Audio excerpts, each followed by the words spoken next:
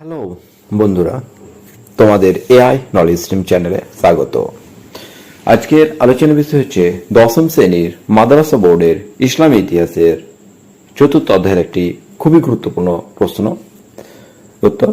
এই প্রশ্নটি এই বছর পরীক্ষা আসার খুবই চান্স আছে। তো প্রশ্নটি হচ্ছে টিকা আকারে আসতে পারে সিটি অফ বাগদাদ অথবা আব্বাসিদ আমলে বাগদাদ শহর সম্পর্কে যা জেনে লেখো, এইভাবে প্রশ্নটি আসতে পারে।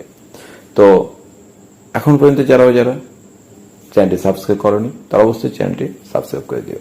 তো চলো শুরু করা যাক। উত্তর। ভূমিকা।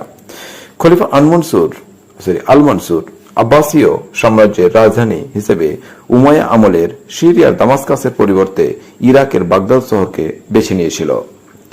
762 খ্রিস্টাব্দ থেকে 766 খ্রিস্টাব্দ পর্যন্ত প্রায় 1 লক্ষ শ্রমিক, কারিগর ও শিল্পী কঠোর পরিশ্রম করে বাগদাদকে রাজধানী হিসেবে গড়ে তোলেন। খলিফা এর নতুন নামকরণ করেন দারুস সালাম অর্থাৎ শান্তিধাম। তবে খলিফার নাম অনুসারে এর আরেক নাম ছিল মনসুরিয়া। উদ্দেশ্য। এই শহরটি প্রতিষ্ঠার উদ্দেশ্যগুলি ছিল নিম্নরূপ। 1. বাগদাদ শহরটি সাম্রাজ্যের মধ্যবর্তী স্থানে অবস্থিত হওয়ায় ফলে শাসন কাজে সুবিধা হতো। 2.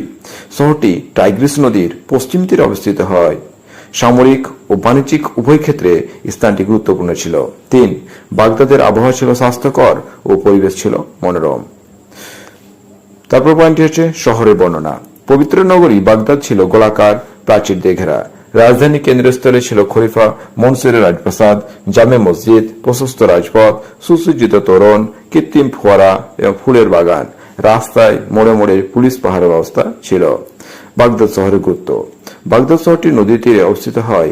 এই স্থানে যেমন সামরিক ও বাণিজ্যিক গুরুত্ব ছিল, তেমন এখান থেকে সিরিয়া, মেসোপটেমিয়া, আর্মেনিয়া সহ অন্যান্য স্থানে সহজেই যাতায়াত হতো, যার ফলে শিক্ষা, সংস্কৃতি, জ্ঞান, বিজ্ঞান ও বাণিজ্যে বাগদাদ বিশ্বের শ্রেষ্ঠ নগরীতে পরিণত হয়।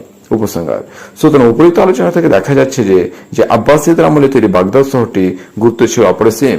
আল মনসুর কর্তৃক বাগদাদ শহরটি তৈরি হওয়ায় আব্বাসীয়দের শিক্ষা, জ্ঞান, বিজ্ঞান, বাণিজ্যের ব্যাপক প্রসার ঘটে, যার ফলে আব্বাসীয়দের পাশাপাশি বিশ্বের অন্যান্য দেশ লাভবান হন।